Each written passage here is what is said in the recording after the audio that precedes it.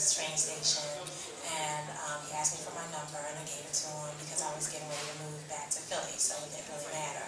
And he called me every day. I was moving like in a week. He called me every day, and like I was hanging out with somebody else, but then on this one particular day, this friend that I was hanging out with wasn't available, so I ended up hanging out with this guy.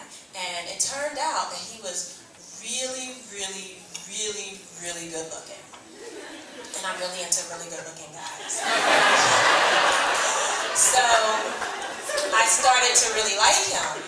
But I moved back to Philly. So I'm in Philly and we're talking on the phone every single night until he got the phone bill. Then we're talking on the phone every week. And then I go up to New York and I hang out with him and everything. And at this particular time, I'm a very like outgoing person, and that's how I am also in my personal life and in my intimate life for the most part.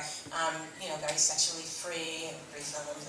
What are those things? Restrictions, whatever. But at that particular time, I hadn't really come fully out yet, and I was very, very reserved. And so with this guy, who I really, really, really liked, and was really, really good looking, I wouldn't have sex with him, but we would fool around. We would do different things. So we fool around here, we fool around in, the different places in New York that I went to stay with my friends so that I could see him. And then I started to really get into him. I thought I was falling in love with him. And I was like, let's be exclusive, because when I'm with these other guys, I'm going to think about you.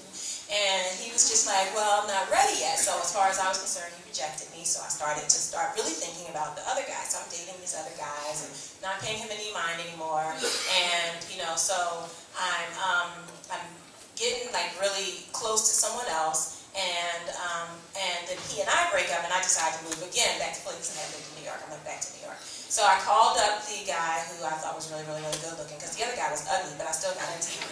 So this guy who was really good looking, I called him up and I was like, I just thought I should let you know that I'm moving back to Philly. So he's like, well, when are you moving back? So I was like, tomorrow. So he's like, well, I'm going to come and get you. So he came to get me, and this is why the whole sexual thing is really relevant, because I was very, very nervous, because with the ugly guy, he had tricked me into having sex with him. No, he really did trick me. Like, we had agreed that we weren't going to have sex with each other until he came to Philly and met my family. But then, so I got really relaxed with him, and then he snuck me. And he snuck me without protection, which is really, really not cool, right? So I was with this really, really good-looking guy, and I had my condom in my hand. Now, I'm very, very shy. I'm very shy at this time, very shy sexually. So as soon as sex came into this picture, I was really, really reserved, but I was being really, really brave, and I had my condom, and I'm holding it in front of me like this the whole time. My eyes are really big and wide. I'm like, we're going to use protection, we're going to use protection.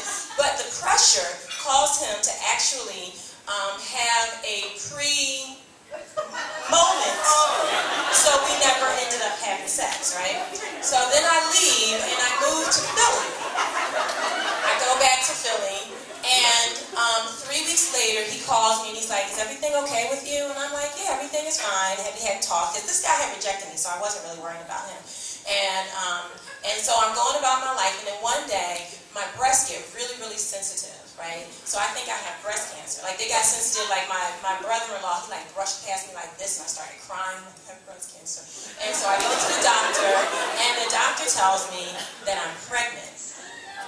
And so, of course, I'm thinking I'm pregnant by this ugly guy who snuck me, when we weren't supposed to have sex. But then the doctor tells me that I'm actually not pregnant by him because of the timing. It just wasn't possible. So it turned out that I got pregnant by this very, very beautiful, beautiful, good-looking man who I had not actually even had sex with.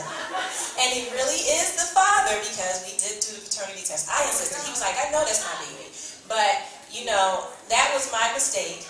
It's my favorite mistake is Ishara, my daughter, who is now turning 15 on the 19th of this month.